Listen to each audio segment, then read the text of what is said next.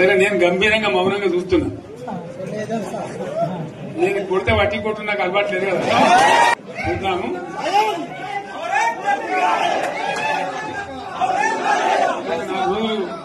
కానీ అన్నట్టుగా నేను చూస్తా ఉన్నా. కానీ మనోళ్ళందరూ కూడా ప్రతిపాదిస్తున్న ఏంటంటే ఒక సంవత్సరం జరిగిపోయింది.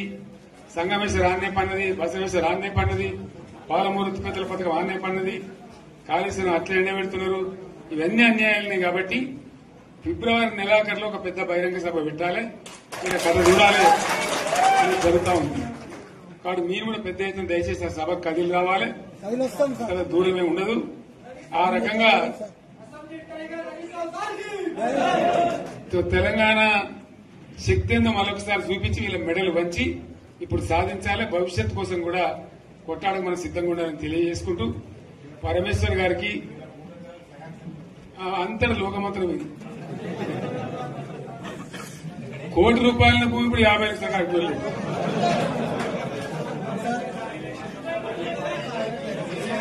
ఈ ఒక్కని బాధ ఒక ఆయన వచ్చింది మొన్న. ఒక ఆయన ఒక 10 మంది వచ్చారు హైదరాబాద్కి.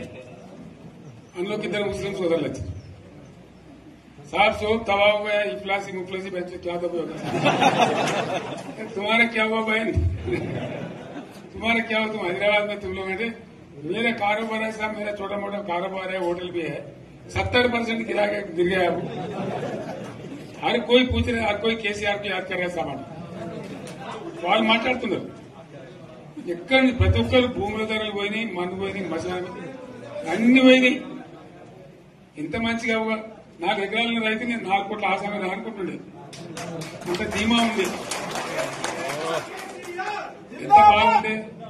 హైదరాబాద్ నుంచి అడిగితే కూడా వచ్చి మనం ఇయ్యకపోదాం భూములు, డిమాండ్ పెరగాలని. అంత బ్రహ్మాండంగా మారుమూల ప్రాంతంలో కూడా 40 లక్షలు 50 లక్షలు ఎకరానికి ఉండే. అటువంటిది సగానికి సగం పడిపోయి మొత్తం నాశనం చేశారు. వీళ్ళు ఇట్లే వదిలిపెడితే ఇంకింత నాశనం అవుతుంది.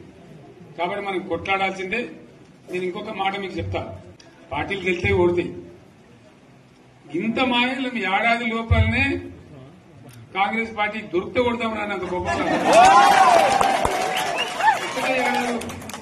ఇంకా వాళ్ళ పొంద తెలివికి నిన్న వాని పార్టీడే మంది పెట్టలు అదేందో పోలింగ్ పెట్టిన వాడు చూసిరా మీరు. ఆ పోలింగ్ పెడితే 70% మనకు వచ్చింది, 30% మనకి. వాడు పెట్టింది మనం పెట్టింది కాదు. 75 ఇది పరిస్థితి. అదే నేను ఏమంటున్నా అంటే ఫామ్ హౌస్ అంటే ఏముంటది, వారి ఉంటది, మాకు ఉంటది, అలా ఉంటది. కాంగ్రెస్ వాళ్ళు ఎంత మంచి చేస్తే పారబడి కావచ్చు కూడా.